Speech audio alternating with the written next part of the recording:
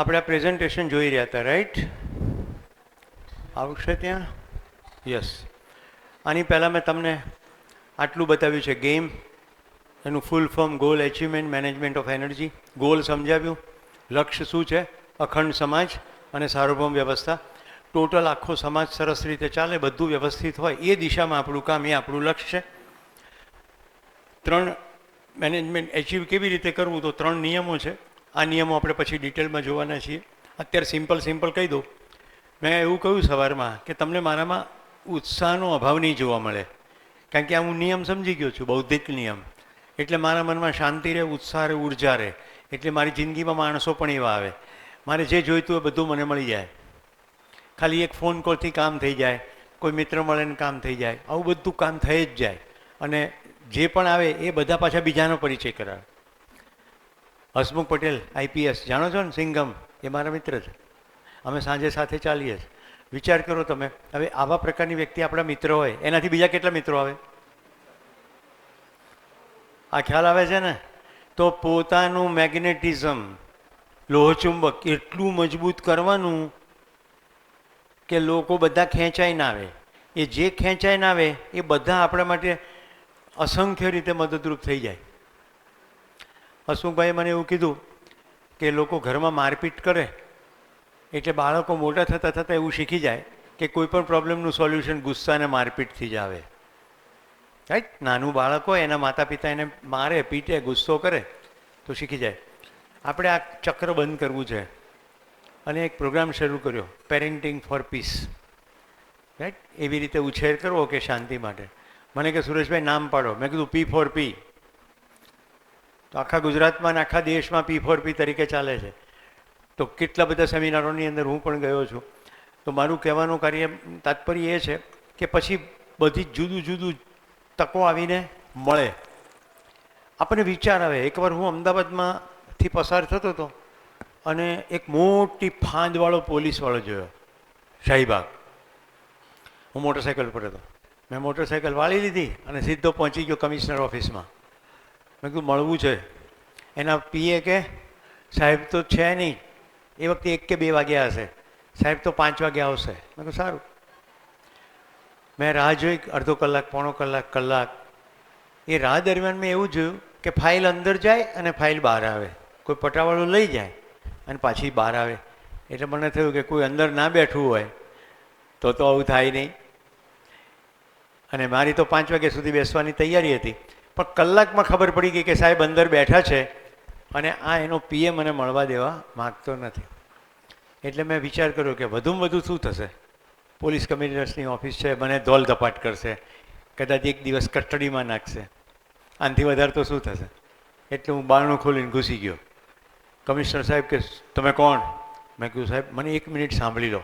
એમ 1 મિનિટમાં ક્વિકલી મેં કહી દીધું. શું કીધું? આવો ફાંદવાળો પોલીસવાળો હોય અને અક્ષરધામમાં હુમલો થાય તો એ શું નાગરિકોને બચાવવા દોડે? એ પોતે જ દોડી ના શકે. તો તમે કરવા શું માગો છો? હું એમને તાલીમ આપીશ ફિટ બનાવવાની. એટલે પાંડે સાહેબને રસ પડ્યો. પીસી પાંડે, પ્રશાંત ચંદ્ર પાંડે, અમદાવાદના પોલીસ કમિશનર. મને કે બેસો. કોફી પીવડાવી, આખી વાત સાંભળી. પછી કે અમારી પાસે તમારી ફીના પૈસા નથી. મેં કીધું પૈસા મેં માગ્યા જ નથી, ઓફિસરો આપો મને. અને મેં પોલીસ ડિપાર્ટમેન્ટનો કાર્યક્રમ શરૂ કર્યો. મિત્રો, ત્યાર પછી ક્રમશઃ અમે ગુજરાતના 6 જિલ્લાના પોલીસ વડા સાથે કામ કર્યું. બનાસકાંઠા એમાં એક છે. બનાસકાંઠામાં હરિકૃષ્ણભાઈ પટેલ સાહેબ એસપી હતા. અંબાજી દેવસ્થાન ટ્રસ્ટના ટ્રસ્ટીને પૂજારીની પણ તાલીમ કરી. અંબાજીના મેળામાં 25 લાખ લોકો આવે, એનું વ્યવસ્થાપન કેવી રીતે કરવું એના અંગે આખા બનાસકાંઠા પોલીસને તાલીમ કરી. સમજાય છે તમને હું જે કહી રહ્યો છું? તમારી પાસે મોટું લક્ષ્ય હોય તો તમને આવો વિચાર આવે અને તમે આવું કંઈક કામ કરો તો તમને આવા મિત્રો મળે. પૈસાથી મિત્રો મળે? કેવા મળે? સાથે બેસીને દારૂ પીવાવાળા મળે, સિગરેટ પીવા મળે, હોટલવાળા મળે. એ જિંદગીને ગ્રેટ ના બનાવી શકે. જિંદગીને ગ્રેટ બનાવવા માટે મિત્રોએ ગ્રેટ જોઈએ. હવે ખબર પડશે ધીમે ધીમે કે તૃષ્ણાને કેવી રીતે જોબ સામેથી આવી હશે. થોડું થોડું દેખાવા માંડ્યું છે. તમે મોટા ગજાનું વિચાર કરવા માંડો એટલે મોટા ગજાના કામો કરવા માંડો. નોકરી, પૈસા બધું તો સામે ચાલીને આવે. કરવું ના પડે. ચાલીએ આગળ. તો તમને હું 3 નિયમોમાં બૌદ્ધિક નિયમની વાત કરી કે મન શાંત હોય, ઉત્સવિત હોય. પછી એ જ રીતે સામાજિક નિયમ. સમાજનો કલ્યાણનો ભાવ મનમાં હોય તો સામાજિક નિયમ સમજાય. તો મેં તમને સમાજનો એક નિયમ કહ્યો હતો કે ભાઈ કોઈને તમે છેતરપિંડી ના કરો. હવે આમાં ક્યાંય ભગવાનને વચ્ચે લાવવાની જરૂર છે? અને પ્રાકૃતિક નિયમ, પ્રકૃતિમાં કોઈ નુકસાન ના કરો. હવે આપણે એનર્જી જોઈએ, મેનેજમેન્ટ ઓફ એનર્જી. 3 એનર્જી છે. પહેલી ફિઝિકલ એનર્જી, શરીરની. બધા જમણો હાથ ઉપર કરો, ડાબો હાથ ઉપર કરો. મેં જમણો નીચે પાડવાનું કીધું નહોતું, હવે પાડી દો. શું થયું? જમણો કીધો તો જમણો કર્યો, નીચો પાડવાનું કીધું નહોતું તો નીચો પાડી દીધો. મતલબ કે આપણે સાંભળતા નથી, આપણે મનમાં છે એ જ ચલાવીએ. તો બીજી એનર્જી છે મેન્ટલ એનર્જી, માનસિક એનર્જી. રાઈટ? બધાની પાસે નોટ ને બધું છે અત્યારે? લાય જ નથી. સારું, તો કલ્પનામાં કરીશું એક્સરસાઇઝ. રાઈટ? બધા મનોમન એક પેપર લો, મનમાં એક પેપર લો. આંખો બંધ કરવાની જરૂર નથી, ખુલ્લી આંખે કરી શકાય. એક પેન લો, પેપરને આડો રાખો, આડો. ઓકે? હવે એમાં એક પ્રાકૃતિક દ્રશ્ય દોરો. એ ઘૂસપૂસ નહીં. ઘૂસપૂસ શું કરો છો? ચિત્ર દોરવામાં બાજુવાળીને પૂછવું પડશે. પ્રાકૃતિક દ્રશ્ય દોરો. હું તમને 1 મિનિટનો ટાઈમ આપું છું. બધી જ વસ્તુ દોરી નાખજો મનોમન. જો પાછળ બી 2 ઘૂસપૂસ છે એવું બેઠા છે, કશું મેલ નહીં પડે.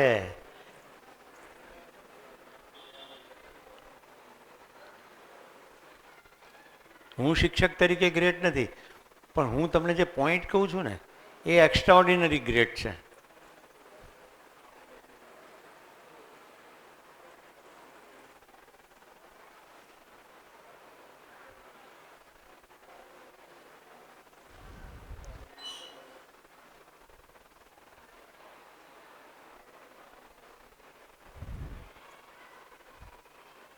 બધે ઘૂસપૂસ ચાલુ. શું કામ ક્લાસમાં બેસો છો? તમે ઘરે જતા રહો ને. હું તમને સ્પષ્ટ કહી દઉં, આ રૂમમાં 1 વર્ગ વિદ્યાર્થી હશે ને તોય હું કાલ સાંજ સુધી સેમિનાર કરીશ. કારણ કે મને બિલકુલ ખબર છે 1 જણથી જ ફેર પડે છે. તમને જેટલી ગરમી થાય છે એનાથી વિશેષ મને થાય છે. મારી ઉપર તો સ્થિતિ જ ખરાબ છે. હું ત્યાં ઊભો રહું તો જ પંખો ચાલે. ઓકે, ચિત્ર બધાનું બની ગયું? બની જ ગયું હોય. હવે મેં તમારા મનને જોઈ લીધું છે. તમારું ચિત્ર ટેકનિકલી એક્ઝેક્ટ આવું જ છે.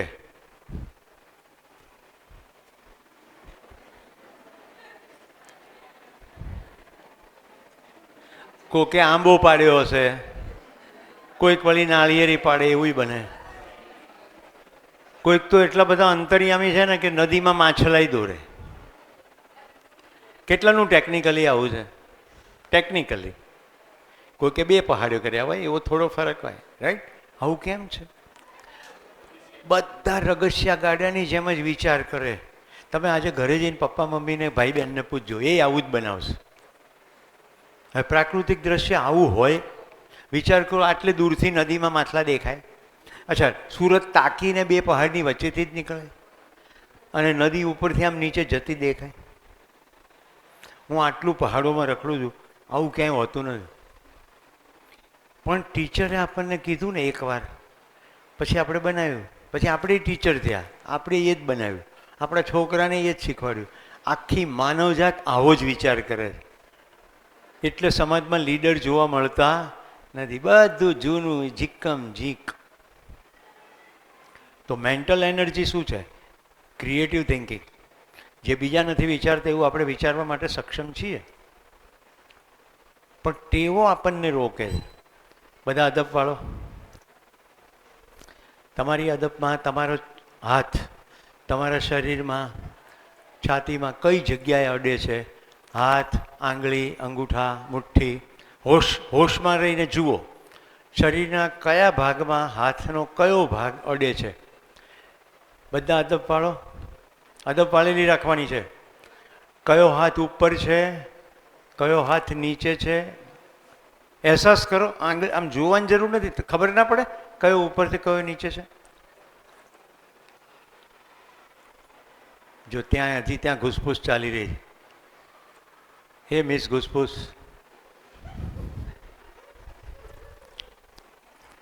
ઓકે, હવે છોલી નાખો અદબ. હવે ઉલટી અદબ વાળો, જે ઉપર હાથ હતો એ નીચે જવો જોઈએ, નીચે હતો એ ઉપર જવો જોઈએ. કેમનું લાગે છે? જોમતું નહીં નહીં? કેટલાને અનકમ્ફર્ટેબલ લાગે છે? Very good. આ શું છે? આપણી ત્રીજી એનર્જી. કશું પણ નવું થાય ને એટલે આપણે ઇમોશનલી તરત જ ડિસ્ટર્બ થઈ ગયા. માના પેટમાં ઊંધા માઠે 4 મહિના લટક્યા. 4-4.5 મહિને જીવ આવે, રાઈટ? એની પહેલાં તો ભ્રૂણ કહેવાય. જેવા માના પેટમાંથી બહાર આવીએ ને એટલે વજન ઉપાડવું પડે, ખોરાક ચૂસવો પડે, પચાવવો પડે, શ્વાસ લેવો પડે, બધું નવું થઈ ગયું. પેલું તો નાળથી બધું તૈયાર મળતું હતું, એ મસ્તીથી તરતા હતા ને મ્યુઝિક સાંભળતા હતા. એટલે શું કરીએ, પહેલો જેવું બહાર નીકળે ને તરત રોવાનું ચાલુ, હે કરીને ભેંકડો તાણી. પછી 1 વર્ષ, 2 વર્ષ, 3 વર્ષ એમ જાત જાતની બધી વસ્તુ માટે ભેંકડા તાણીએ. ખાવું હોય તોય રોઈએ, ક્યાંક જવું હોય તોય રોઈએ, રમકડું જોઈતું હોય તોય રોઈએ. એમ કરતાં કરતાં પપ્પા મમ્મી બધા થોડું થોડું શીખવાડે કે ભાઈ બધામાં રોવાની જરૂર નથી, માગને તારે જોઈતું હોય તે માગી લે. છતાં આપણામાંના કેટલાય ગ્રેજ્યુએટ થાય ને તોય રોદડા રોયા જ કરે. આ બરાબર નથી, તે બરાબર નથી, સરકાર બરાબર નથી, સંચાલક બરાબર નથી, પ્રિન્સિપાલ બરાબર નથી, શિક્ષક બરાબર નથી, કોલેજ બરાબર નથી. એ લોકોથી કંઈ થાય નહીં, ખાલી ફરિયાદો જ થાય. હું એવું નથી કહેતો કે બધું બરાબર છે, નહીં હોય બરાબર, પણ ફરિયાદોથી બદલાય ખરું?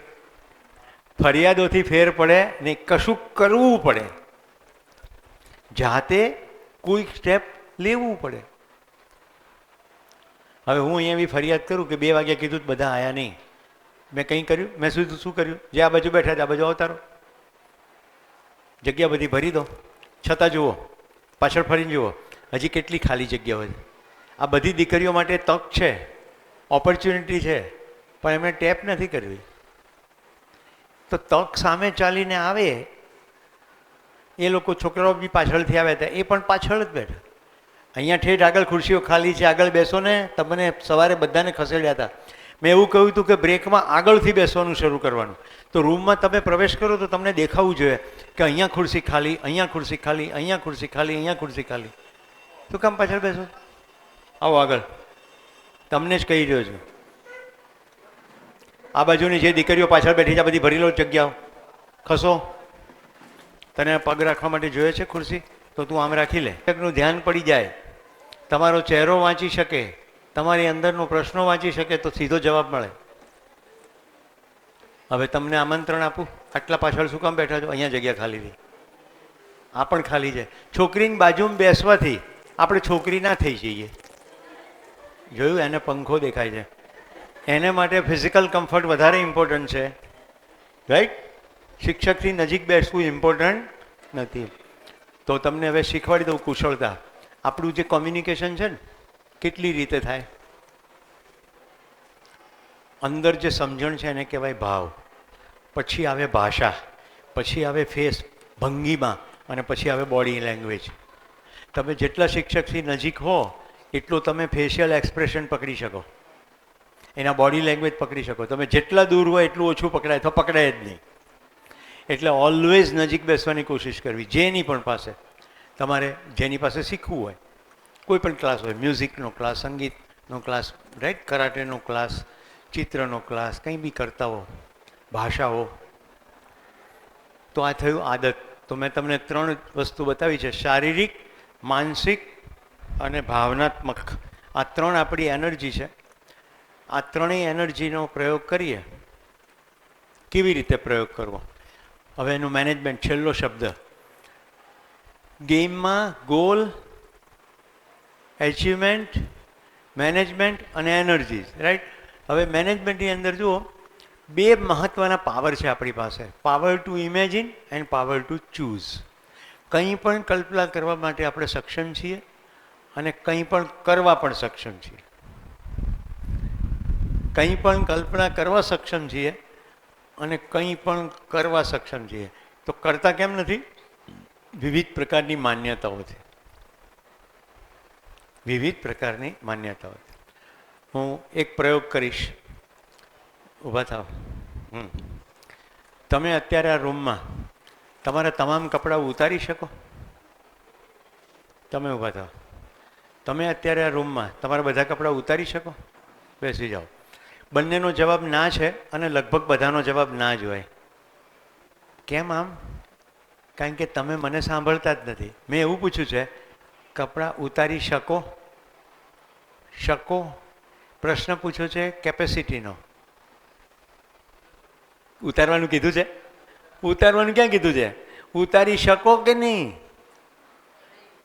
હજી નહીં સમજાયું. એક મિનિટ, તમે ઊભા થાવ. તમે કપડાં ઉતારી શકો? લો, હા પાડે છે. એમાં શરમાવાની જરૂર નથી. સમજો ક્વેશ્ચન. એ સમજી ગયા છે. માઇક આપો એમને. એમ એક મિનિટ, માઇક આપો એમને. કેમ શકોનો શરમાવાની જરૂર નથી? તમે કીધું ગયું કપડાં ઉતારી શકો તો હા, આપણે હોલ ખાલી કરાવી શકીએ છીએ. બધી પોસિબિલિટી. હોલ ખાલી કરાવીને બી ઉતારી શકીએ. સેકન્ડ થિંગ છે, મેં ઉતારવાનું કીધું જ નથી. મેં પ્રશ્ન પૂછ્યો છે ઉતારી શકો. આ પ્રશ્ન કેવો છે? તમે ગીત ગાઈ શકો? તમે ખાવાનું ખાઈ શકો? તમે લખી શકો? આ શકો સમજાય છે? શકવું એટલે તમારી ક્ષમતા. તમારી ક્ષમતાનો પ્રશ્ન પૂછ્યો છે અને તમે એને માન્યતાની રીતે લીધો છે. આ સમજાય છે? ઘટના ઘટેલી કહું છું. ગુજરાત સમાચારમાં છપાઈ હતી. રાજન ભટ્ટ નામનો વ્યક્તિ, કાંચનજંગાનું એક્સપિડિશન, એની અંદર એ બેહોશ થઈ ગયો. દોરડા ઉપર 3 જણા લટકેલા હતા.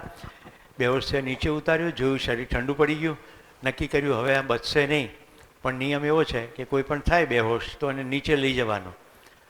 એટલે આ લોકોએ નક્કી કર્યું કે હવે બચશે તો નહીં પણ નીચે તો લઈ જઈએ. એ વખતે નીચેથી ઉપર એક જર્મની કે ઇટાલીનું 6 લેડીઝનું એક્સપિડિશન ઉપર આવતું હતું. એ લોકો કે શું થયું? કે ભાઈ હાઇપોથર્મિયા થયો છે. તો એમાંથી લીડર લેડી હતી કે અમે કશું કરીએ? તો આ ગ્રુપવાળાએ કીધું કે હા કરો. એને ફટાફટ એની ભાષામાં કીધું તંબુ નાખો. એટલે ધડાધડ તંબુ નાખી દીધો. 3 લેડી અંદર જતી રહી. રાજનના બધા કપડાં ઉતાર્યા, પોતાના કપડાં કાઢ્યા, શરીરની ગરમી આપી 2-2.5 કલાક સુધી. અને રાજનનું શરીર નોર્મલ થઈ ગયું, બચી ગયો. એણે છાપામાં ઇન્ટરવ્યૂ આપ્યો હતો. સમજાય છે? કોઈનો જીવ બચાવવા માટે જો એવી ખબર હોય કે મારી આ ક્ષમતા છે તો ક્ષમતા પાળી શકાય. શકો પૂછું છું, શકો. પ્રશ્ન પૂછવામાં આવે છે કેપેસિટીનો, આપણે જવાબ આપીએ છીએ માન્યતામાંથી. આપણે ખૂબ બધું કરવા સક્ષમ છીએ પણ આપણી કલ્પનામાં બેસતું નથી. કલ્પનાશીલતા આપણી ગજબનાક ગિફ્ટ છે. તો કલ્પનામાં શું શું કરવા સક્ષમ છીએ એ ખબર પડી જાય તો પછી કર્મ સ્વતંત્રતા. એટલે જે કરવું હોય તે. મિત્રો, હું ગોલ્ડ મેડલ સાથે સિવિલ એન્જિનિયર થયો. યુરોપની અંદર મેં પોસ્ટ ગ્રેજ્યુએશન કર્યું, રાઈટ. અમેરિકામાં PhD માટે પણ ગયો હતો. પણ મને આ પકડાઈ ગયું હતું કે મારે જે કરવું એ હું જિંદગીમાં કરી જ શકું છું. તો જે તબક્કે મને ખબર પડી એ તબક્કેથી પાછો વળી ગયો. મારે ગમતું જ કરવું છે. અને મેં ટ્રેનિંગનું કામ શરૂ કર્યું કોર્પોરેટ કંપનીમાં. સરસ કામ કેવી રીતે થાય, એક્સ્ટ્રા ઓર્ડિનરી રિઝલ્ટ કેવી રીતે પ્રોડ્યુસ થાય, એ કરતાં કરતાં મને એવો વિચાર આવ્યો કે આ બધું જે એને શીખવાડું છું, આ બધા કોલેજમાં મને મળ્યા હોત ને આ મેનેજરો, તો કેટલું જાદુ થયો હોત. આ લોકોને મારે અત્યારે શીખવાડવું પડે. એટલે મેં મિત્રો કોલેજમાં કામ શરૂ કર્યું. અને 98થી કામ અત્યારે 2026 છે. સમજાય છે તમને પોઈન્ટ આખો? આપણે જે કરવું એ કરી જ શકીએ છીએ. આ સંસારે મને પદ, પૈસા, પ્રતિષ્ઠા બધું જ આપ્યું પણ હું ક્યારેય એની પાછળ દોડ્યો નહીં. હંમેશા સામેથી જ આવ્યું. તો એનર્જી અને ગિફ્ટ, રાઈટ. તો ગેમ બધાને સમજાઈ ગયું? તો અહીંયા આપણું જે આખો એજન્ડા હતો આખા દિવસનો એ આટલો જ એજન્ડા છે આવતીકાલ સુધીનો. હવે આપણે દરેક વસ્તુને ડિટેલમાં જોઈ શકીએ. તો તમે 2 ફિલ્મો જોઈ ને? 2 ફિલ્મો જોઈ. પહેલી ફિલ્મ હતી અરુણિમા સિન્હા. પગ કપાઈ ગયા પછી પગ કપાઈ ગયા પછી શું કહે છે? એવરેસ્ટ ચડીશ. ખબર પડે છે કલ્પનાશીલતા કોને કહેવાય? પગ કપાઈ ગયો છે પણ હું શરીર નથી, મારે શરીર છે. એવરેસ્ટ ઉપર પાછા ફરતા શું કહે છે? પેલો બૂટ નીકળી ગયા પછી, ये मेरी टांग है, રાઈટ, મેં ચાહુંગે એસે ચલેગી. તો મારું શરીર છે, મારે એને જેમ ચલાવવું હોય એમ. ઘણા લોકો એવી ફરિયાદ કરે, સવારે મારી તો ઊંઘ જ ઉડતી નથી. સાવ ખોટું, બકવાસ છે. તમારે ઉઠવું જ નથી. બાકી સ્ટોરી તમારું છે. શું ના ઉડે? એલાર્મ મૂકો. મને એવાય નમૂના મળે, સાહેબ એલાર્મ વગડે છે ને તોય નથી ઉઠતી. તો પણ 10 એલાર્મ મૂકો ને. હવે તો મોબાઈલમાં કેટલી સગવડ છે, હા કે ના? 10 એલાર્મ મૂકો. 6 વાગે ઉઠવું છે તો 5, 5 ને 5, 5 ને 10, 5 ને 15 મૂકો. અચ્છા, ઘરમાં કોઈકને કમાન્ડ આપી દો કે હું જો ના ઉઠું ને તો 1 વળગાડી દેજો. મારવાની છૂટ આપું જ તમને. એટલે ઘરમાંથી કોઈક સ્ટેન્ડ લેશે? થઈ જ શકે, બધું થઈ જ શકે. તો હવે આપણે મુદ્દા ઉપર આવીએ કે પહેલી ફિલ્મની અંદર અરુણિમાબેન જો પગ કપાયા પછી આટલું ગજબ સાહસ કરી શકતા હોય. હું અરુણિમાબેનને મળ્યો છું, ઉદયભાઈ સાથે, અરુણાબેન સાથે. સમય રહેશે તો ફોટા બતાવીશ. આ બધા લોકો આટલું ગજાનું કામ કરે છે, એમનામાં ને આપણામાં ફરક શું છે? આપણી જે વાત તો છે, હા કે ના? તો આજના પહેલા સત્રમાં એક દીકરીએ જવાબ આપ્યો હતો કે બદલાય છે માણસ. યાદ છે? તો હવે હું તમને એક પ્રશ્ન પૂછું છું, એનો જવાબ આપવાની કોશિશ કરજો. ખૂબ સરસ પ્રશ્નો આવે છે, લઈ લઈશું. માનવ ઈચ્છે તો પોતાની ખાલી જગ્યા જાણી શકે અને ઈચ્છે તો એને આ ખાલી જગ્યા પૂરવાની છે. વિચારો પહેલાં થોડીક વાર. અરુણિમાબેનને મનમાં લઈ આવો, અરુણિમાબેનનો કેસ મનમાં લઈ આવો અને પછી જુઓ માનવ ઈચ્છે તો પોતાની શું જાણી શકે અને ઈચ્છે તો એનું શું કરી શકે. મિત્રો, ઘૂસપૂસ કરવાથી જવાબ નહીં મળે. મારી તમને 2 હાથ જોડીને વિનંતી છે, તમારે ભાગ ના લેવો હોય તો હોલ છોડી દો. પણ બાકીના મિત્રો જે એકાગ્રતાથી લાભ લઈ રહ્યા છે, તમારી ઘૂસપૂસથી એ બધા વિક્ષેપ થાય છે.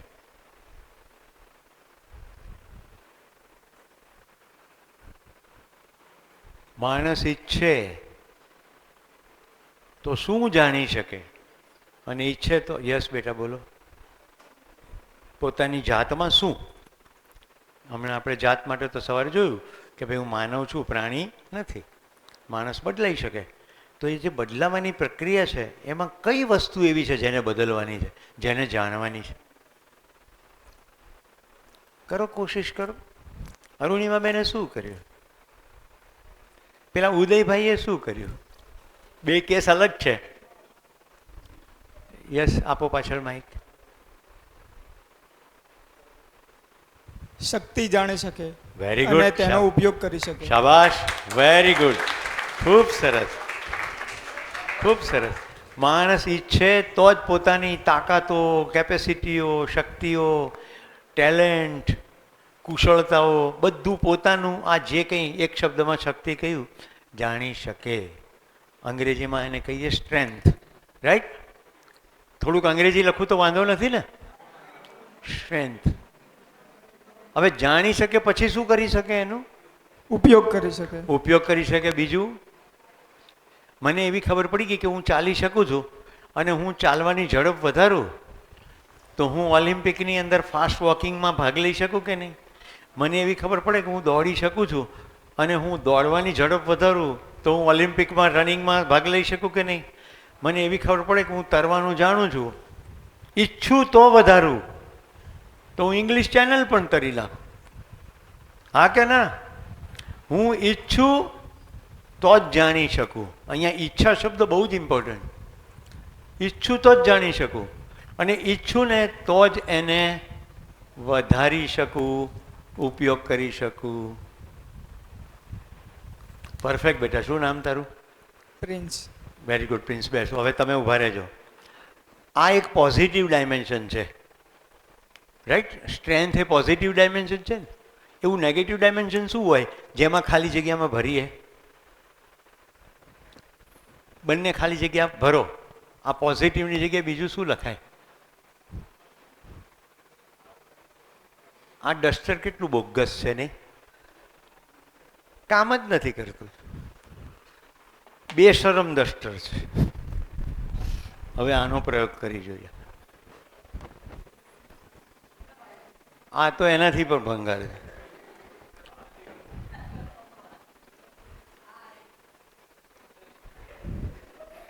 એને પોતાની શક્તિની ખબર નથી.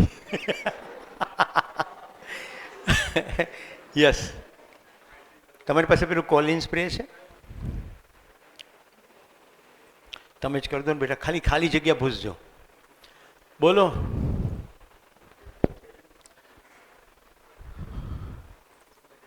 તમારી એકલી તાકાત જ છે, બીજું કંઈ નહીં. યસ. વીકનેસ. શાબાશ, તાલી થઈ જાય. Very good. હવે હું શબ્દ થોડો સુધારું છું. બેસો. મને પાંખ નથી એટલે હું ઉડી શકતો નથી. આ મારી વીકનેસ છે કે મારી મર્યાદા છે? આ મારી નબળાઈ છે કે મારી મર્યાદા છે? મર્યાદા છે. હું પાણીની અંદર લાંબો સમય રહી શકું નહીં. આ મારી વીકનેસ છે કે મારી મર્યાદા છે?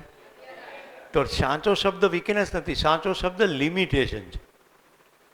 બે પગે તો માણસ એવરેસ્ટ ચડી જાય. હવે એક પગ કપાઈ ગયો, વીકનેસ નથી, કારણ કે એનો કોઈ વાંક નથી. ટ્રેને કાપી નાખ્યું છે, બે ગુંડાઓ એને ફેંકી દીધી.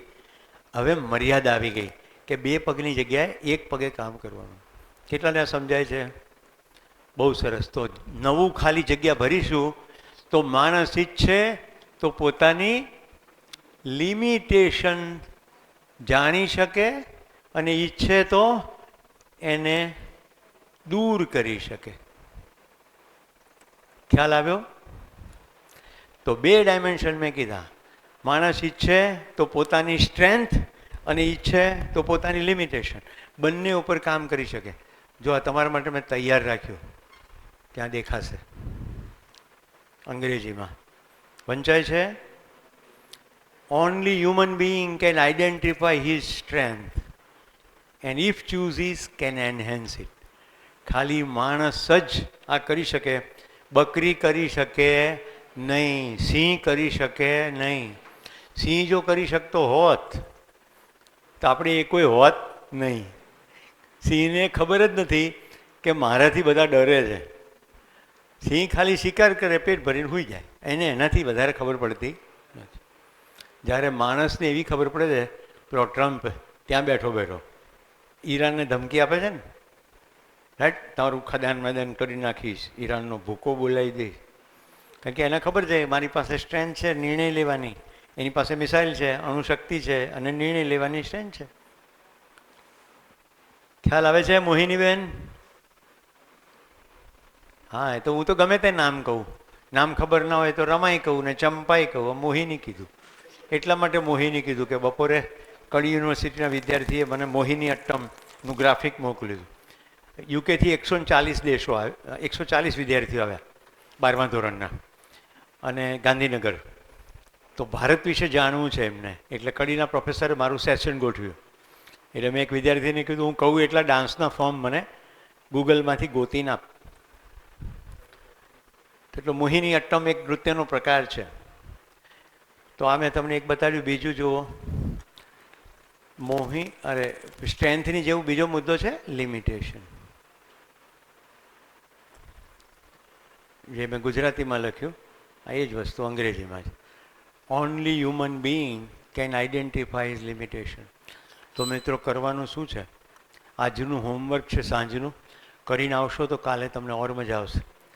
પોતાની જાત સાથે બેસજો અને તમારી બધી તાકાતો ઉપર લિસ્ટ બનાવો કે મને આ આવડે, મને આ આવડે, મને આ ફાવે, રાઈટ? એ જેટલી સ્ટ્રેન્થ છે એમાંથી કઈ સ્ટ્રેન્થ વધારવી છે. મને એક દિવસ ખબર પડી કે મારી ગાવાની તાકાત છે, રાઈટ. હું તમને ગાઈને સંભળાવું. ચાહુંગા મેં તુझे સાંજ સવેરે, फिर भी कभी अब नाम को तेरे आवाज मैं ना दूंगा. અમારા સમયનું ગીત, રાઈટ. આ સાચી તાલી પાડી હોય તો મને ગમશે, અને ફાલતુ ખોટી પાડી હોય તો મને કંઈ ફેર પડશે નહીં. કાલ તો હવે વડલા ડાળે ઝૂલશું રે લોલ, કાલ તો હવે મોરલા સંગે કૂદશું રે લોલ, ઝૂલતા ઝોકો લાગશે મને, કૂદતા કાંટો વાગશે મને, વાગશે રે બોલ બાલમના, વાગશે રે બોલ વાલમના, રે બોલ વાલમના, ઉમરે ઊભી સાંભળું રે બોલ વાલમના.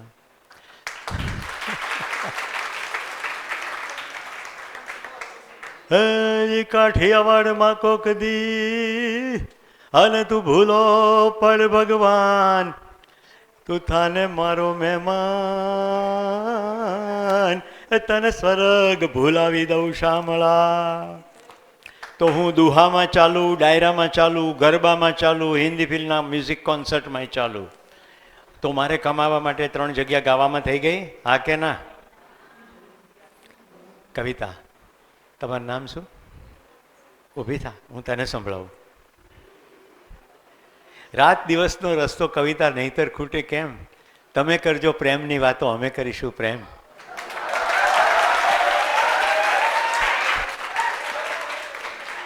તમને ધુમ્મસ ઝાકળવાલા, અમને ઉજળી રાત, તમને ધુમ્મસ ઝાકળવાલા, અમને ઉજળી રાત, અમે તમારા ચરણ ચૂમશું થઈને પારિજાત. પારિજાતના ફૂલો જોયા છે? તોડવા ના પડે, જાતે ખરી જાય. અમે તમારા ચરણ ચૂમશું થઈને પારિજાત. અહો આંખથી ગંગા યમુના, પ્રેમની વહે એમ ને એમ, તમે કરજો પ્રેમની વાતો, અમે કરીશું પ્રેમ.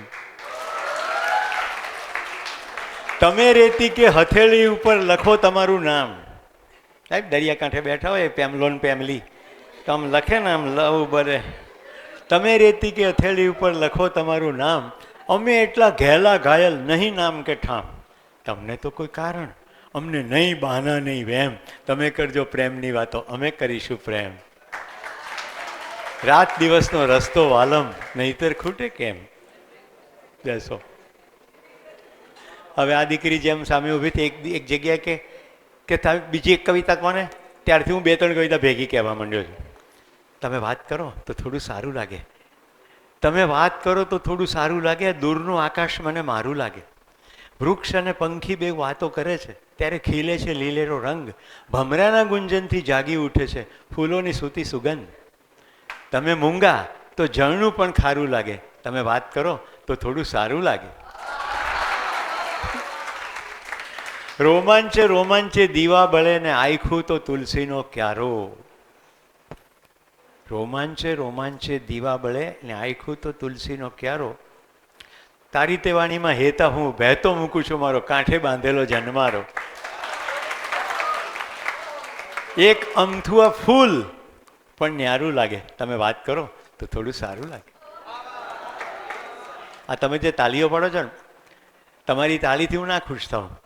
જે કવિતા છે એ મને પહેલાં પોતાને ગમવી જોઈએ, એ કવિતાનો ભાવ મારી અંદર ઉતરવો જોઈએ.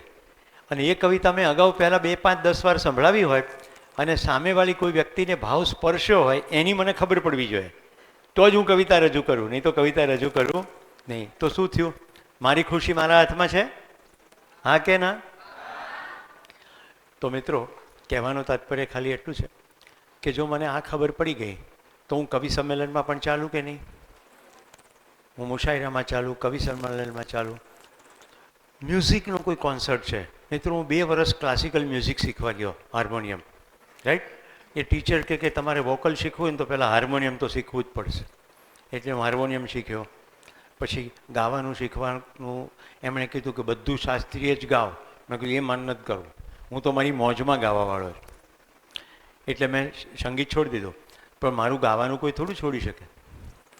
હવે ભાવતત્વ શું છે એ બતાવવા માટે એક પંક્તિ ગાઉં છું. તમે આમાં તાળીઓ પાડવાની જરૂર નથી, ભાવ પકડવાની કોશિશ કરજો. હું અમેરિકામાં બેઠો હતો. મારી જિંદગીની સામે પ્રશ્ન હતો કે ભારત પાછા જવું કે અહીંયા રહેવું.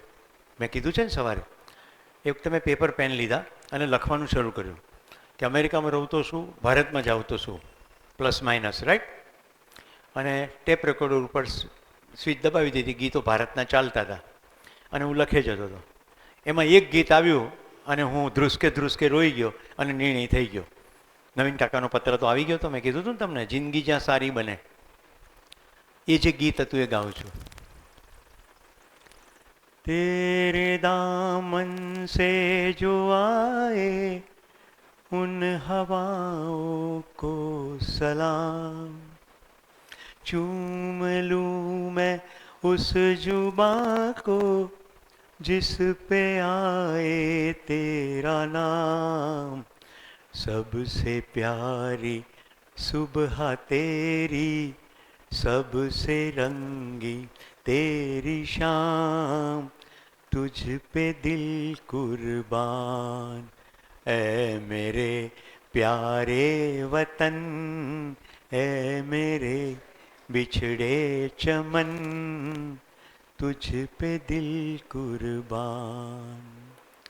माँ का दिल बन के कभी सीने से लग जाता है तू, और कभी नन्ही सी बेटी बन के याद आता है तू, जितना याद आता है मुझको उतना तड़पाता है तू, तुझ पे दिल कुर्बान ऐ मेरे प्यारे वतन, तू ही मेरी आरज़ू, तू ही मेरी आबरू, तू ही मेरी शान. ભારત દેશ ઉપર લખાયેલું આ ગીત અને હું વતનથી દૂર, અને બિલકુલ ખબર પડી ગઈ કે આ શું ચીજ છે દેશ, અને હું પાછો આવતો રહ્યો. તો મિત્રો, મારે આખા આ ગીત દરમિયાન પાછળ સતત છેલ્લી બેન્ચવાળા બ્લુ અને રાઈટ તમે સતત ઘૂસપૂસ કરી રહ્યા છો. મને તમારી ઘૂસપૂસથી કોઈ ફેર નહીં પડે, પણ તમને કહી દઉં વોટ યુ આર લૂઝિંગ, તમે શું ગુમાવી રહ્યા છો. તમારી સામે કોઈક લર્નિંગ પોઈન્ટ આવી રહ્યો છે. આપણી બધાની જિંદગીમાં ગીત સંગીત છે કે નહીં? આપણા સંગીતથી આપણી જિંદગીમાં ફેર એટલે નથી પડતો કારણ કે આપણા ગીત સંગીત ઉપર ધ્યાન જ નથી. આપણે ખાલી મેલોડી, મ્યુઝિક, થોડું ટેટે ટેટે અને પછી પૂરું. એટલે ના તો આપણી જિંદગીમાં કોઈ મ્યુઝિશિયનો છે, ના કોઈ આહલાદની પળો છે, કશું થતું નથી. અહીંયા મારા આવવાનું આખું પ્રયોજન કહી દો. ડૉક્ટર બકુલભાઈ નામના પક્ષીવિદ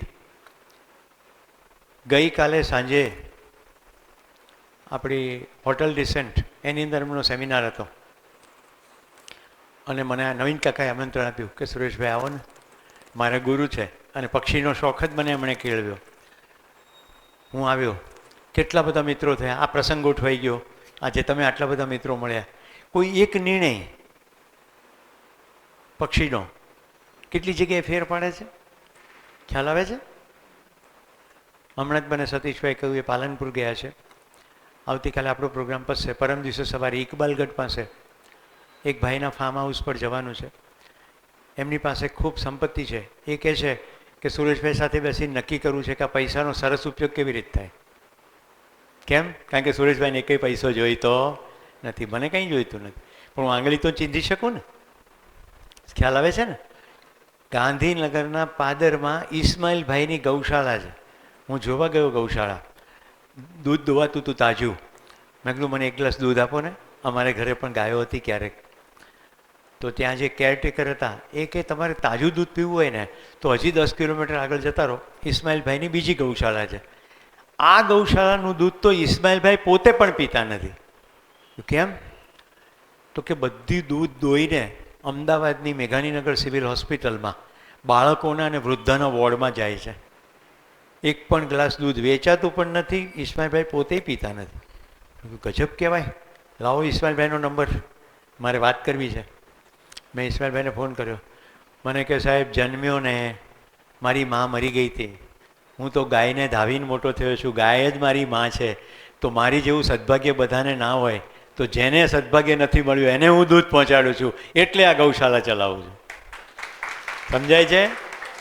તો હવે તમને ખ્યાલ આવશે કે મારી પાસે પૈસા આવે તો હું શું કરવાનું? આંગળી ચીંધી શકું ને, ક્યાં ક્યાં ક્યાં ક્યાં શું કામ થઈ શકે. તો આવું સૂક્ષ્મ ધ્યાન જાય એટલે મેં તમને આ સ્ટોરી કીધી. પાછળવાળા મિત્રો, હું કંઈ પણ વાત કરતો હોઈશ, તમારી એકાગ્રતા હશે તો કોઈ મુદ્દો પકડી શકશો, નહીં તો કાર્યક્રમ અચ્છા થા, કંઈ ફેર પડશે નહીં. તો આપણે 2 ડાયમેન્શન જોયા. અહીંયા છેલ્લે હતું વીકનેસ, અહીંયા તમારી સામે છે જ. તો આપણે આપણી તાકાતો ઓળખીએ અને આપણે આ મર્યાદાઓ ઓળખીએ. તાકાતોને વધારો કરીએ અને મર્યાદામાં ઘટાડો કરીએ તો આપણે રસ્તાઓ ખુલવા માંડે. અંગત પ્રસંગ કહું છું. ધોરણ 10 અમદાવાદ સ્વામિનારાયણ સ્કૂલ. ધોરણ 1 થી 10માં પહેલો નંબર આવતો હતો. એટલે 10મા ધોરણમાં મને શિક્ષકે નક્કી કર્યો કે સ્કૂલનો છેલ્લો દિવસ છે તારે પ્રવચન કરવાનું, રાઈટ, કે મારા શાળાના અનુભવો અને બધાને થેન્ક યુ કહેવાનું. મેં કહ્યું સારું. એક બીજી સ્ટુડન્ટ હતી હેમા, એને પસંદ કરી છોકરીઓમાંથી.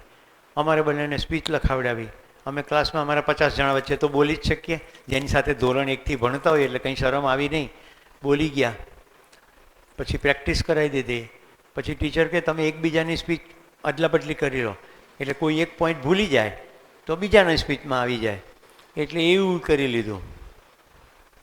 અને એ દિવસ આવ્યો, એસએસસીની પરીક્ષા પતી ગઈ, પરિણામ આવી ગયું. હવે સ્કૂલમાંથી નીકળવાનો દિવસ આવી ગયો. એલસી લેવાનું હોય ને, એ દિવસે કાર્યક્રમ ગોઠવાયો. કારણ કે સ્કૂલમાં 11મું ધોરણ હતું નહીં. મિત્રો, સ્ટેજ ઉપર મને ઊભો કર્યો. હું આટલું જ બોલી શક્યો. આદરણીય આચાર્ય શ્રી, વાલા શિક્ષક ભાઈ બહેન, પતી ગયું. ગળામાં ડૂચો ભરાઈ ગયો, આખો ધ્રુજવા માંડ્યો, પરસેવો વળી ગયો. અમારા સાધુ જયરામદાસ નામના શિક્ષક હતા, એને ખેંચીને મને બેસાડી દીધો. કારણ કે હું બોલી જ ના શક્યો. હેમાને ઊભી કરી. હેમા તો ફફડાટીમાં બોલી ગઈ. હવે ડબલ શરમ ઊભી થઈ. એક તો એક છોકરી બોલી ગઈ, 10મા ધોરણમાં મૂછનો વાલ ફૂટી ગયો હોય, બધું ગમવા માંડ્યું હોય, આકર્ષણ શરૂ થયું હોય. એમાં 2000 વિદ્યાર્થીઓની સામે એક મારા ક્લાસની છોકરી બોલી ગઈ ને હું ના બોલી શક્યો. ઘરે ગયો, પપ્પા કે કેવું બોલ્યો? મેં કહ્યું સારું, એમ કહીને ધાબે જતો રહ્યો. અને ઉપર જઈને ધ્રુસકે રોયો. કેમ? મને તું જે નિશાળે મને આટલા બધા વર્ષ ભણાયો 10 ધોરણ સુધી, એ જે દિવસે થેન્ક યુ કહેવાનો વારો આવ્યો ત્યારે દશેરાને તારે ઘોડું દોડ્યું નહીં. એટલે મને એટલું બધું ખરાબ લાગ્યું મારી જાત ઉપર. મને યાદ નથી ક્યારે રોતો રોતો હું સૂઈ ગયો હોઈશ. એટલે સાંજ પડી, પપ્પા કે ગયો ક્યાં? શોધતા ઉપર આવ્યા. હું તો ઊંઘી ગયો હતો રડતા રડતા. એને મને ઉઠાડ્યો, ચહેરો જોયો કે શું કામ આટલું બધું રડ્યો? કારણ કે બધું ઓગરા થઈ ગયા હોય ને, ધાબે તો કેટલી ધૂળ હોય. મેં કીધું પપ્પા આજે હું બોલી ના શક્યો, તમારી આગળ જુઠ્ઠું બોલ્યો, હું તો બોલી જ નથી શક્યો. મને કે બેટા આટલો બધો જો પસ્તાવો થયો હોય ને તો પોતાની જાત ઉપર કામ કર. સમય તને ઈશ્વર આપશે તો કોઈ દિવસ દુનિયામાં બોલવાની તક મળશે, પણ તારે પોતાની જાત પર તારે કામ કરવાનું.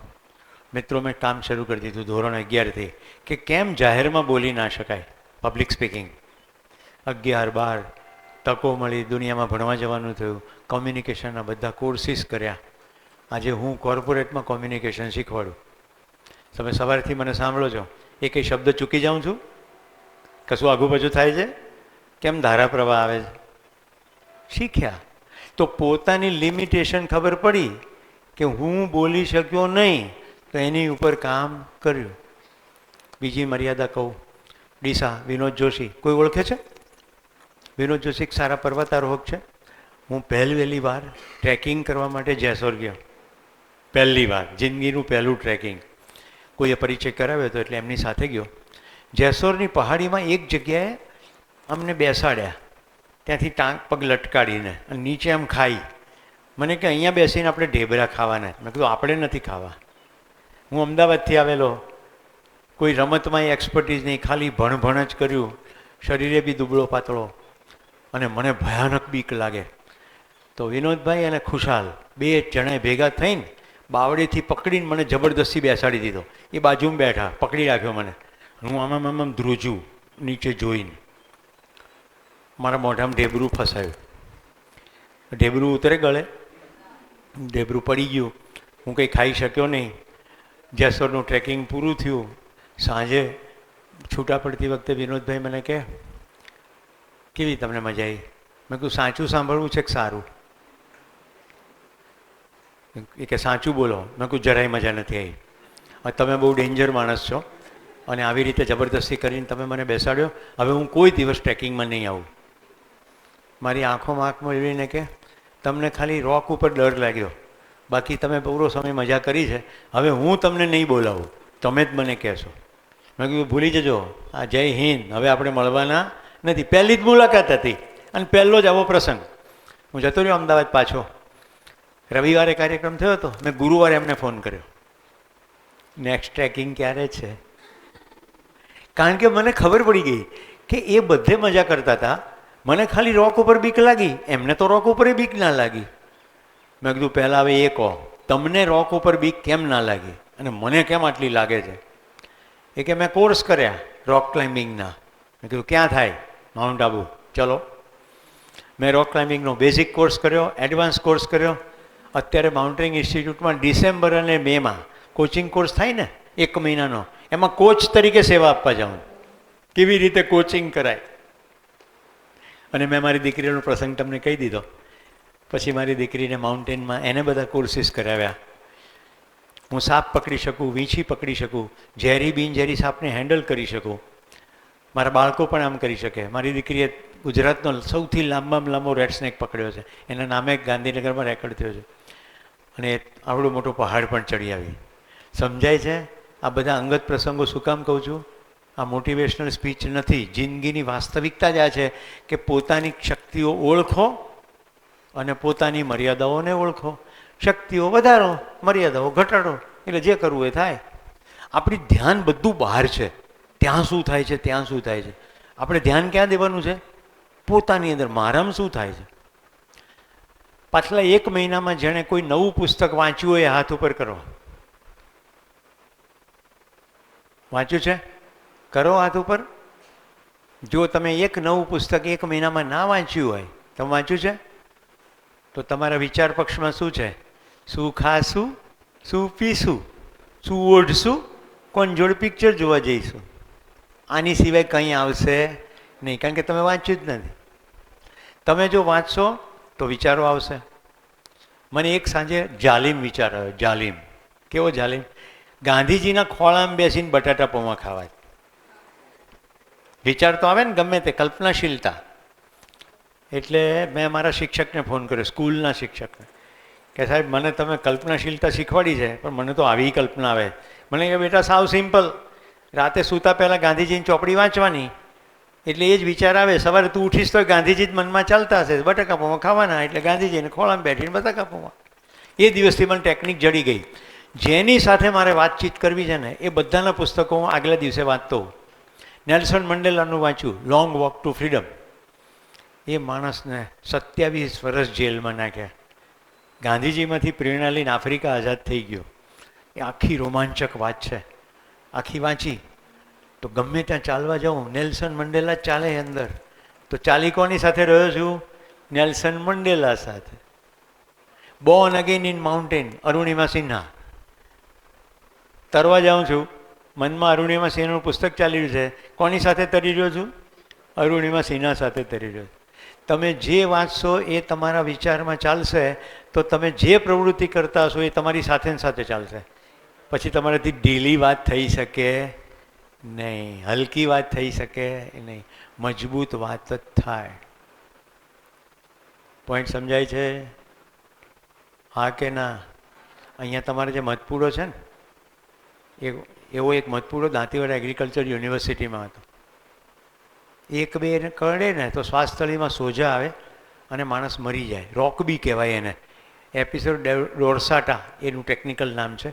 ભમ્મર મધ, મોટી સાઇઝની માખી હોય અને શ્વાસતળીમાં સોજાથી મરી જાય. મને કેટલી કરડી? 30. એટલે ઝેર ચડ્યું, પહેલાં 3 વોમિટ થઈ, પછી ડાયરિયા શરૂ થયા. વિસેક ડાયરિયા. હું ગેસ્ટ હતો, મહેમાન હતો, વીઆઈપી ગેસ્ટ હાઉસમાં ઉતર્યો હતો. મેં બાથરૂમનું બારણું ખુલ્લું રાખ્યું અને સૂચના આપી દીધી કે ઝેરની અસર મને શરૂ થઈ છે, મારો રૂમ ખુલ્લો છે, બાથરૂમનું બારણું ખુલ્લું છે, મને ડાયરિયા શરૂ થયા છે, દેટ્સ ઇટ. ફોનથી જાણ કરી દીધી અને પછી મારો કાર્યક્રમ ચાલ્યો. હું જ્યારે જાગ્યો ત્યારે મારી આજુબાજુ 3 ડૉક્ટરો હતા, બધી નળીઓ ચડેલી હતી. 20 સુધી મેં ગણ્યું છે, પછી હું બેહોશ થઈ ગયો. જેવો હોશમાં આવ્યો એટલે ડૉક્ટરની સામે જોઈને મેં કહ્યું કે સામે જે પાકીટ પડ્યું છે એમાં મારું દેહદાનનું કાર્ડ છે, ચક્ષુદાનનું કાર્ડ છે, સૌથી પહેલાં દાન કરી દેજો અને પછી મારે ઘરે જાણ કરવી. ડૉક્ટર મને કે તમે આટલા સ્વસ્થ કેમ છો, તમને મરવાની બીક નથી લાગતી? મેં કહ્યું હું નહીં મરું, શરીર મરી જશે, હું નહીં મરું. મિત્રો, ભગતસિંહ મરી ગયા કહેવાય ખરું? ના, ભગતસિંહને યાદ કરીએ એટલે ભગતસિંહ જીવે જ છે. આપણે એવું કામ કરીએ દમદાર કે લોકો આપણને મર્યા પછી પણ યાદ રાખે. તો શરીર તો મરી ગયું, આપણે મરતા નથી. હમણાં આપણે નેલ્સન મંડેલાને લઈ આવે, આ બધાને આપણી જેવા નાક કાન હતા ને, વિવેકાનંદ, આ બધાને યાદ કેમ કરીએ છીએ? શરીર એમના નહીં રહ્યા, પણ એ લોકો એવું દમદાર જીવ્યા ને કે કદી મરશે નહીં, અમર થઈ ગયા. એટલે અમર જવાન કે, રાઈટ? અમર જવાન કેમ? દેશ માટે ફના થઈ ગયા, કદી મરે નહીં. તો કોઈ કથા નથી, જિંદગી આવી છે, મસ્તીથી જીવવાનું. જ્યારે મરવાનું આવે ત્યારે જ મરવાનું, પહેલાં નહીં મરી જવાનું. જે લોકો ઢીલી વાતો કરે છે ને પહેલેથી જ મરેલા જ. એક ડેમો કરીને બતાડું. કોલેજ કેમ્પસ હોય ને અમદાવાદમાં, એમાં છોકરા બેઠા હોય આમ આમ પાંકાથી, સ્કૂટર ઉપર ખુરશી. હવે મારા બાપા તો છે ને આઈટમ છે, મોટરસાઇકલ પર છોકરીઓ ફેરવવાના આપણા દિવસ છે. આમાં બાપો લઈ જાય મોટરસાઇકલ, આખો દાડો પાર્કિંગમાં પડી જાય, આપણને આપે તો ના મજા આવે. હવે આ ટાઈપની જેના વાતો હોય, કમર વળી ગયેલી હોય, ગલોફામાં ડૂચા ભરાયેલા હોય, એ શું કરી શકે? એ હાથમાં સકોરા લઈને નોકરીની ભીખ જ માગે,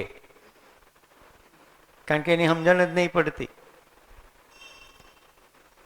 મારા દીકરાને જેવો કોલેજમાં આવ્યો ને એટલે મેં કહ્યું, બેટા, મારા પિતાએ તો મને મોટરસાઇકલ નહોતી લઈ દીધી, ઘરે શક્તિ નહોતી, પણ મારી પાસે છે. અને કોલેજમાં બધાને મોટરસાઇકલનું બહુ હોય ક્રેઝ, તો તને એવું કંઈ લેવાની ઈચ્છા હોય તો તું કે મોટરસાઇકલ તને લઈ દો. હવે જો કેવો ફેર પડે છે. મારા ઘરે મોટો થયો એટલે મને જોઈને મોટો થયો ને આચરણ. મને કે પપ્પા, મોટરસાઇકલનો પર્પઝ શું? ઘરેથી એ પોઈન્ટથી બી પોઈન્ટ જવાનો જ ને. મમ્મીનું એક્ટિવા પડ્યું જ રહે છે. હવે એક્ટિવા એટલે છોકરીઓ ચલાવે એવી માન્યતા છે ને. મેં કીધું એ તો તને શરમ ના આવે? તો કે શરમ છે નહીં, આપણે પોતાનું વાહન ચલાવવામાં શરમ છે નહીં. એક્ટિવા થોડું લેડીઝ છે, એક્ટિવા તો મજીન છે. અને હું તો લઈ જ જવાનો નથી, હું સાયકલ લઈને જ કોલેજ જવાનો છું, જેથી મારા પગ મજબૂત રહે, બોડી ફિટ રહે. એક્ઝામના 5 દિવસ હું એક્ટિવા લઈ જઈશ, એ દિવસે ટાઈમસર પહોંચવાનું હોય. હવે તમને થશે એમાં હું મોટી દાઢ મારી, તો હવે દાઢ મારી એ કહું છું. કોલેજ સાયકલ લઈને જાય, એક દાડો વિચાર આવ્યો કે બાંબુની સાયકલ બનાવી હોય તો એટલું લોખંડ ઓછું ખોદવું પડે. એટલે એણે ચાલુ કર્યો કાર્યક્રમ બાંબુની સાયકલ બનાવવાનો. 8 મહિનાના અંતે એણે બાંબુની સાયકલ બનાવી નાખી. મિત્રો, સ્ટોરી શોર્ટ કરી દઉં છું. એન્જિનિયરિંગ તો પતી ગયું, એને નેશનલ ઇન્સ્ટિટ્યૂટ ઓફ ડિઝાઇનમાં એડમિશન મળ્યું અને નેધરલેન્ડની અંદર પણ એડમિશન મળ્યું. એનઆઈડીના પ્રોફેસરને મળવા ગયો, એણે કીધું, બેટા, ત્યાંથી અહીંયા ભણાવવા આવે છે, તને જો ત્યાં એડમિશન મળ્યું હોય તો ત્યાં ભણવા જતો રહે. એ ત્યાં ભણવા જતો રહ્યો. સમજાય છે? કોઈને એમ લાગે કે સાયકલ ચલાવવાથી જિંદગીમાં ફરક પડે? હા, કશુંક પણ પોઝિટિવ વિચાર કરશો તો તમને એમાંથી 2 નવા વિચાર આવશે. ઘરના પ્રસંગ એટલે કહું છું, તમને બી મારા દીકરા દીકરીની જેમ જ જોઈ રહ્યો. તમારા વિચાર પક્ષ જેટલો મજબૂત એટલો ફેર પડે. કેમ? એ જ્યારે જન્મ્યો ત્યારે ઘરમાં ફર્નિચર બનતું હતું. તો સામાન્ય ઘરોમાં તમે જુઓ 3 સોફા હોય, રાઈટ, ફરતા. એટલે પેલા સુથારને મેં કીધું કે એક સોફા છે ને એની પાછળ ટેકો નથી કરવાનો, આમ સીધું પાટિયું જ મૂકી દેવાનું અને પહોળો કરવાનો, અને શેપ એનો થોડો વધારે પહોળો કરવાનો. એ કે સાહેબ એવું સારું ના લાગે. મેં કીધું સારું લાગે કે સારું હોય? હું અહીંયા આખો દિવસ પ્રોગ્રામ કરીને આરામ કરીશ ત્યારે મારી બાજુમાં મારો દીકરો સૂતો હશે, જન્મ્યો છે હજી, હું વાંચતો હોઈશ તે મને વાંચતો જોશે. મિત્રો એક્ઝેક્ટ એમ થયું. હું મારી બાજુમાં એને રાખીને વાંચતો હોઉં, એ મારી ચોપડી ખેંચે એટલે પછી હું એને જાડા પૂઠાની ચોપડી આપી. એમ કરતાં કરતાં ઇંગ્લિશ, હિન્દી, ગુજરાતી બધી જ પુસ્તકો એ વાંચતો થયો. ધોરણ 5માં આવ્યો ત્યાં સુધીમાં આકાશ દર્શન થઈ ગયું હતું. ટ્રેકમાં મારી સાથે આવે, તારા બધા બતાડું. ગુજરાતી માધ્યમમાં ભણે. મને કે પપ્પા તમે આટલા તારા મને દેખાય પણ બીજા તો કેટલા બધા તારા છે, મારે બધા ઓળખવા છે. મેં કીધું જેટલું ગુજરાતીમાં હતું એટલું બધું તને આપી દીધું, હવે ચોપડીઓ ગુજરાતીમાં નથી, અંગ્રેજીમાં છે. તો કે મને અંગ્રેજીમાં મૂકી દો. ગુજરાતી માધ્યમમાંથી અંગ્રેજી માધ્યમમાં જવાનો વિચાર એણે કર્યો. મેં કીધું તને ફાવશે? એ કે ફવડાવી દઈશું, મૂકી દો ને. 5મા ધોરણમાં એને અંગ્રેજીમાં મૂક્યો. પહેલે જ વર્ષે ક્લાસમાં ફર્સ્ટ આવ્યો. કેમ? હું નહીં, વિચાર પક્ષ. નાનપણથી વાંચનની એવી હોબી છે. અત્યારે એ કંઈ વાંચે ને એટલે મને કહે કે પપ્પા મેં આ બુક વાંચી, મેં ના વાંચી હોય તો હું એ પુસ્તક વાંચવા માંડું. તો અમારે બંને વચ્ચે વાતનો વિષય શું હોય? વાતનો વિષય શું હોય? શું વાંચ્યું, એનું જિંદગીમાં શું ઉપયોગિતા છે, આનાથી શું શું થઈ રહ્યું છે દુનિયામાં. તો વાતનો વિષય દમદાર છે. એને કારણે શું થાય, એના જેટલા મિત્રો બધા મારા મિત્રો. નહીં તો મોટે ભાગે કેવું, 2 પેઢી વચ્ચે અંતર હોય. મારા મિત્રો હોય એ મારા દીકરાના મિત્રો ના હોય, અને એના મિત્રો મારા ના હોય. આ નવીન કાકા મારા દીકરાના પણ મિત્ર, દીકરીના પણ મિત્ર. મારા તો છે જ, મારા તો ગુરુ છે. વાંચનથી આ કામ થશે. આપણે 3:30 બ્રેક છે ને મિત્રો? બરાબર પ્રોગ્રામ ચાલી રહ્યો છે. હું ઘણું બધું તમને કહી રહ્યો છું, પણ આશય એ છે કે તમે જે 2 ફિલ્મો જોઈ એના આધારે બધી ચર્ચા છે. ખ્યાલ આવે છે? અરુણિમાબેને પોતાની મર્યાદા ઓળંગી લીધી. પેલો ભાઈ રિક્ષાવાળો, સામાન્ય માણસને રિક્ષાવાળાને તો પૈસા જ જોઈતા હોય ને, એને બોલે પૈસા જ નથી જોઈતા, તમારે જે આપવું હોય આપો. તો આ બંને કેસથી માણસની પોતાની વિચાર ક્ષમતાનો ખ્યાલ આવે છે. હવે એક સ્ટેપ આગળ વધીએ. કલ્પનાશીલતા અને કર્મ સ્વતંત્રતા, આ શબ્દો નાગરાજજીએ આપ્યા છે. પશ્ચિમની અંદર સ્ટીફન કોવીએ એક પુસ્તક લખ્યું, 7 habits of highly effective people. 7 habits, એવી 7 આદતો જે અસરકારક બનાવે. એણે એના પહેલા જ ચેપ્ટરમાં લખ્યું, power to imagine, power to choose, જે મેં અહીંયા સ્ક્રીનમાં મૂક્યું હતું. રાઈટ? હિન્દી શબ્દો નાગરાજજીના છે, અંગ્રેજી શબ્દો સ્ટીફન કોવીના છે. તો દુનિયાના ફલક પર બીજા કોઈ પણ જિંદગીની સચ્ચાઈ જોવા જાય તો એને એક્ઝેક્ટ આ જ દેખાય, સેમ જ દેખાય. ઓકે? તો આપણી કલ્પનાશીલતા અને કર્મ સ્વતંત્રતાની મદદથી આપણે કશું પણ કરવા સક્ષમ છીએ. આટલું જો સ્પષ્ટ થઈ ગયું હોય તો ગોલ એચિવમેન્ટ માટે હવે 3 એનર્જીનો ઉપયોગ કરવાનો થયો.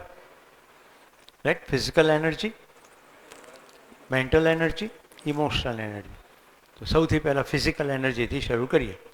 હવે તમને જ સીધો મારો પ્રશ્ન છે, આ શરીર ફિટ રહે, એકદમ ચુસ્ત રહે, એના માટે શું કરવાનું? એના માટે શું કરવાનું? આ મારું પેન્ટ જે ઘડીએ ઘડીએ ઉતરી જાય છે એનું પણ કારણ કહું. મને ફ્રેક્ચર થયું હતું. ફ્રેક્ચરમાં 1 મહિનો સુધી પ્લાસ્ટર રહ્યું. ખાવાની તો હેબિટ એની એ જ હોય. વ્યાયામ બંધ થઈ ગયો, પેટ બહાર આવી ગયું, પ્લાસ્ટર નીકળી ગયું, મેં કામ કરવાનું શરૂ કરી દીધું. એ વખતે આ પેન્ટ આવ્યું ને એ વખતનો બેલ્ટ છે. હવે આમાં કાણું જ નથી. એટલે તમે જોશો ઘડીએ ઘડીએ મારું ઉતારવું પડે. મારું પેટ અંદર જતું રહ્યું. કેમ? મારો ફાંદો હોય નહીં તો હું ગોળો લઈને ક્યાં જવું? પહાડો ચડવાના હોય. રાઈટ? હમણાં 15 થી 30 મે હું મનાલી હતો. મનાલી પાસે નગરમાં 13,500 ફૂટ સુધી ગયો. કૈલાસ માનસરોવરની વાત તો મેં કરી જ છે. લેહ લડાખ 3 વાર ગયો. તો ફિટ રહેવા માટે હું તો આવું કરી રહ્યો છું. પ્રશ્ન તમને પૂછું છું, તમારે સતત ફિટ રહેવા માટે શું કરવાનું? ફિઝિકલ એનર્જી માટે શું કરવાનું? બોલો. હાથ ઉપર કરવાનો જવાબ આપો એટલે હું પાણી પી શકું.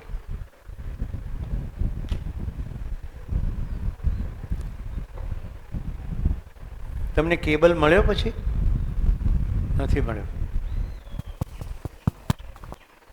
અચ્છા, અરે ફિટ રહેવા માટે શું કરવાનું? કોઈને ખબર નથી? યસ, શાબાશ. માઇક લઈને બોલો. ધન્યવાદ બેટા, થેન્ક યુ.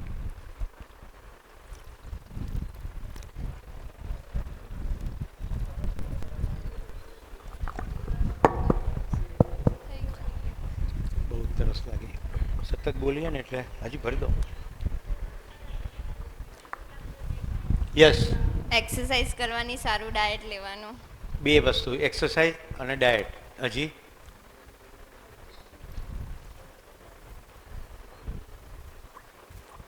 નર્સિંગ ભણો જ ને, સાચું? તો હજી 2 ડાયમેન્શન બાકી છે. બીજા કોઈ બોલો બેટા, શું જરાક વિચાર કરો. એમણે કીધું સારું ડાયટ લેવાનું, એક્સરસાઇઝ કરવાની.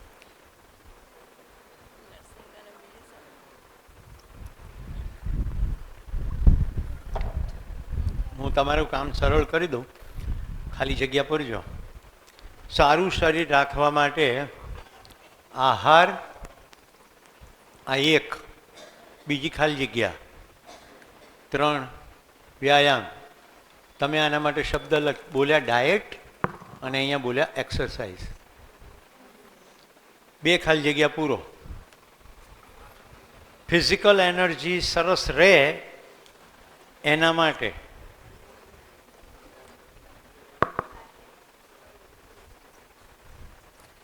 यानी कि सोचो, दिमाग चलाओ.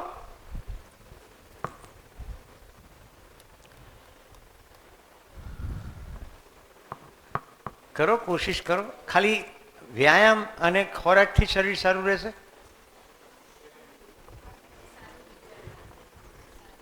બોલો બોલો. ડાન્સ કરવાનો એમ? આમ કરો. બોલ્યો, બોલો છો પણ માઇક નીચે છે. તમે મિસ્ટર ઘુસપુસ, એ તો કઈ આવી ગયું, એક્સરસાઇઝ તો આવી ગયું. નવું શું? નહીં, કંઈ વાંધો નહીં. આ દીકરીને વધાવી લઈએ આપણે. કમસે કમ મને 2 જવાબ તો આપ્યા. હું તમને બાકીના 2 જવાબ આપી દઉં, એટલે આખો સમય તમે ફિટ રહી શકો. તમને મને ફિટ તરીકે જુઓ છો કે ઢીલો જુઓ છો? ફિટ જુઓ છો? તો ફિટ રહેવા માટે બીજું છે વિહાર. વિહાર એટલે લાઈફસ્ટાઈલ. અને ત્રીજું ચોથું છે આરામ. આ 4 વસ્તુ છે. હવે તમને એમ થાય આરામ તો અમે કરીએ જ છે. ના, તમે પથારીમાં પડ્યા પડ્યા યુટ્યુબ જુઓ એ આરામ નથી. સિરિયલ જુઓ એ આરામ નથી. ઇન્સ્ટાગ્રામમાં રીલો જુઓ એ આરામ નથી. એ તો આંખને પડતો વધારાનો શ્રમ છે. તો શું ના જોવું? જોવું, હું જોઉં છું. એમાં જોવું એ ગુનો નથી. કેટલું જુઓ છો, ક્યારે જુઓ છો, શું જુઓ છો. ઓકે, જોઈએ. આહાર. જો તમે બજારની કોઈ પણ વસ્તુ ખાઓ છો તો સૌથી પહેલાં તો તમે એવું ધારીને લો છો કે જે ખાઓ છો એ સારું છે. એ સારા તેલમાંથી બનાવ્યું હશે, એની અંદર પદાર્થો શુદ્ધ હશે અને બનાવવાની પ્રક્રિયા ચોખ્ખી હશે. આવું માની લો છો. સવારમાં શેની પર વાત કરી? માનવાનું છે કે જાણવાનું છે? તમે રસોઈયાને ઓળખતા નથી, દુકાનની પ્રોસેસ ખબર નથી, તો પછી ગમે તે ખાઓ છો તો પેટ કંઈ કચરા ટોપલી છે નહીં. તમને નહીં ગમે પણ મારે કહેવું જોઈએ, અત્યારે યંગ જનરેશનમાં સૌથી મોટી કોઈ સમસ્યા આવતી હોય તો બજારું ખોરાકને કારણે થતી પેટની બીમારી, અને એનું નામ છે અલ્સર, અલ્સરેટિવ કોલાઇટિસ. કારણ કે જે ખોરાક છે એ ખોરાક કેવો છે એની આપણને ખબર નથી. મારી જ દીકરીથી જે મિસ્ટેક થઈ એ કહું. ગ્રેજ્યુએટ થઈને બહાર પડી, એને મેં કીધું એનો ઉત્તરોત્તર પગારનો સ્કેલ પણ વધતો ગયો અને શાંતિ બિઝનેસ સ્કૂલની અંદર નેશનલ લેવલે એનો પ્રવાસ ચાલુ થઈ ગયો. એ જ્યાં જાય ત્યાંની લોકલ વસ્તુઓ ખાય બજારમાં, અને જીભના ચટાકા બિલકુલ, એટલે વેરાયટીનું બધું ખાય. લગ્ન નક્કી થયું ત્યાં સુધીમાં પેટની ખરાબી શરૂ થઈ ગઈ હતી. લગ્ન નક્કી થઈ ગયું, ડાયગ્નોસિસ થઈ ગયું અલ્સરેટિવ કોલાઇટિસ. ડૉક્ટર કે હવે આખી જિંદગી સહન કરવાનું, ચાંદુ પડશે રૂજાશે, પડશે રૂજાશે. તમે વિચાર કરો પરણીને જેને 1.25 વર્ષ સુધી કન્ટિન્યુઅસ પોપૈયું ખાવું પડ્યું હોય, પ્રવાસમાં પોપૈયું લઈ જાય જ્યાં જાય ત્યાં, પણ એને ગાંઠ વાળેલી કે હું મારી આ તકલીફમાંથી બહાર નીકળીને બતાડીશ. તો મિત્રો નીકળી તો ગઈ, એટલું જ નહીં, મિશન પકડ્યું અને કે આ યંગ જનરેશનમાં શેનું અલ્સરેટિવ કોલાઇટિસ થાય છે, થરોલી સ્ટડી કર્યો, કઈ કઈ વસ્તુ બજારમાં મળે છે જેની અંદર એવા કયા કયા રસાયણો છે જેને કારણે આ ચાંદા પડે છે. તો તમને કહી દઉં, જે ટેસ્ટી લાગે છે ને, જીભનો ચટાકો થાય છે, જે લેના પડીકા, આ બધાની અંદર આઝીનો મોટો સોડિયમ ગ્લુટામેટ નામનું રસાયણ છે. આ એક નહીં, આવા બીજા ઘણા બધા છે. કોઈ પણ પડીકું જોશો ને એમાં લખેલું આવશે એસિડિટી રેગ્યુલેટર, ઈ પછી આંકડા જોજો, આવો ધ્યાનથી. આ બધા પથારી ફેરવી નાખે છે. તો મિત્રો 1.5 વર્ષ પોપૈયું, યોગાસન, પ્રાણાયામ, કારણ કે કોઈ દવા છે નહીં, પોતાના ડાયટ ઉપર સંપૂર્ણ નિયંત્રણ. અને આ સમજી ગઈ આ શું છે ને આ શું છે. વિહાર એટલે લાઈફસ્ટાઈલ. કેટલા વાગે ઉઠો છો, કેટલા વાગે સૂવો છો, તમારા વિચારમાં શું ચાલી રહ્યું છે, તમારી મૂવમેન્ટ શેની છે, તમારી પ્રવૃત્તિ શેની છે, આ બધું વિહાર છે. સમજાય છે? મોડી રાત સુધી જાગો એટલે લાઈફસ્ટાઈલની પથારી ફરી ગઈ. કારણ કે શરીર સૂર્યોદય ને સૂર્યાસ્તને અનુરૂપ કામ કરે છે. સૂર્યોદય થાય, ઉર્જાવાન થાવ, જેમ જેમ સાંજ ઢળવા મળે શરીર ઢીલું પડે. આપણને બગાસ આવે, આપણે શું કહીએ, આજ તો IPL છે, એક ફક્કડ ચા બનાવી દે મમ્મી, અને ચા ઠઠાડીએ અને 1 વાગ્યા સુધી જાગીએ. આપણને એમ છે કે આ મન તો કંઈ થતું નથી, પણ ધીમે ધીમે ધીમે એનો છેડો નીકળે છે. એનો મતલબ એવો નથી કે ઉજાગરો નહીં કરવો, ક્યારેક થાય એનો વાંધો નહીં, પણ રોજે રોજ જો આવું થતું હોય તો ધીમે ધીમે પાઘડીનો વળ છેડે એમ છેલ્લે ડખો થાય. તો આ છે વિહાર, લાઈફસ્ટાઈલ. અને એની સાથે આહારમાં તાજું ખાવું, તંદુરસ્તી ભરેલું ખાવું. આ બધું મારે કહેવાની જરૂર નથી, તમને આહારની બધી ખબર જ હોય, પ્રોટીન, કાર્બોહાઈડ્રેટ વગેરે, રાઈટ? એવું ખાવું. મારું સ્ટ્રોંગ તમને જો સલાહ આપવાની હોય તો બજારનું ખાશો જ નહીં. નંબર 1, બહુ થરવું પડે તો બજારનું તાજું ખાવું, પડીકા નહીં. કારણ કે પડીકાની અંદર એ ખોરાક બગડે નહીં, એના રસાયણો નાખવામાં આવ્યા છે, રાઈટ? અને તાજું જ્યાંથી પણ ખાઓ એ વ્યક્તિ સાથે તમારી મૈત્રી પરિચય હોય તો ખબર પડે કે કેવું વાપરે. તો ક્યારેક ખાઓ એનો વાંધો નથી, કારણ કે શરીર બહુ મજબૂત છે. પણ જો નિયમિત બજારું ખોરાક ખાધો તો પેટ બગડશે. તમે જો મારા દીકરીના એચિવમેન્ટની વાત મેં કરી, પણ સાથે સાથે એની મર્યાદાની પણ વાત કરી ને, તો ઘરની સચ્ચાઈઓ એટલે કહું છું કે તમને પણ હું મારા દીકરા દીકરીની જેમ જ જોઈ રહ્યો છું. તો શરીર સારું હશે. આ કોણ આટલો બધો અવાજ કરે? એને કહો અહીંયાથી, હે બેવફા. તો બંધ થઈ ગયો તરત, ખબર પડી ગઈ. વ્યાયામ એટલે exercise, strength, aerobics, calisthenics, flexibility, endurance. આ વિવિધ પ્રકારની એક્સરસાઇઝીસ છે. આ બધી એક્સરસાઇઝમાંથી જે અનુકૂળ ફાવે કરાય. બેર મિનિમમ ચાલવું તો પડે જ. આ ટાટિયાની ડિઝાઇન ચાલવા માટે થયેલી, સ્કૂટરની કિક મારવા માટે થયેલી નથી. હું હોન્ડા મોટરસાઇકલ ચલાવતો અને ઉપર બેસીને કિક મારતો. હોન્ડા CD 100 હતી. થોડા વખત પછી મોટરસાઇકલ છૂટી ગઈ, કાર આવી ગઈ. કરોડરજ્જુના નીચેના ભાગમાં નાનકડી ગાંઠ જેવું થયું અને દુખવા માંડ્યું. ડૉક્ટર પાસે ગયો, અમદાવાદ ડૉક્ટર ભરત દવે, એક્સપર્ટ છે સ્પાઇનના. મેં ખાલી વર્ણન કર્યું, મને કે જોવાની જરૂર નથી, ઉપર બેસીને કિક મારતા હતા. મેં કહ્યું સાહેબ જબ્બર છો, તમને ખબર પડી ગઈ? હા, કે એવું જ થાય, એક તરફથી કિક મારો એટલે બીજી તરફ મસલ ખેંચાય, એ મસલ બધો ભેગો થાય, એની ગાંઠ જેવું થાય, કશું નથી. એક્સરસાઇઝ કરો, થઈ જાય બરાબર. થઈ ગયું બરાબર, ખબર પડી ગઈ. ઉપર બેસીને કિક ના મરાય, મોટરસાઇકલ સ્ટેન્ડ પર ચડાવીને વ્યવસ્થિત રીતે કિક મરાય. તો ડિફરન્શિયલ પ્રેશર કરોડરજ્જુ ઉપર ના આવે.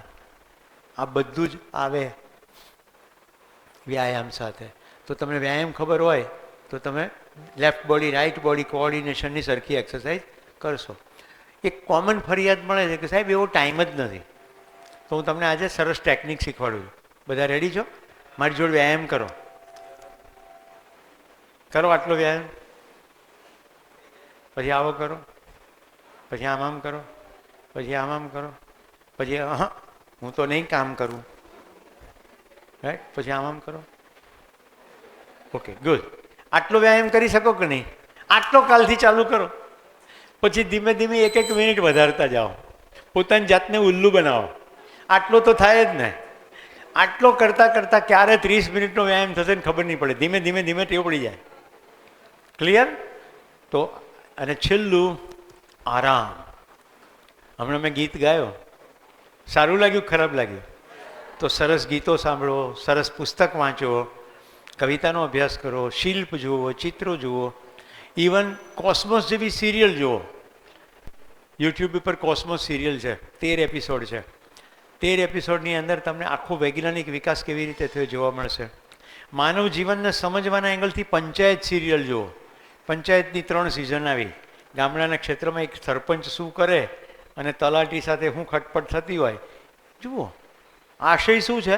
ટાઈમપાસ નથી, મનોરંજન પણ છે, હળવાશ પણ છે અને કંઈક સમજવાની તૈયારી છે. તો આરામ થશે. ઠીક છે? તો 3:30 થયા છે. આપણે અહીંયા 20-25 મિનિટનો વિરામ લઈએ, ફરી પાછા ભેગા થઈએ. ધન્યવાદ.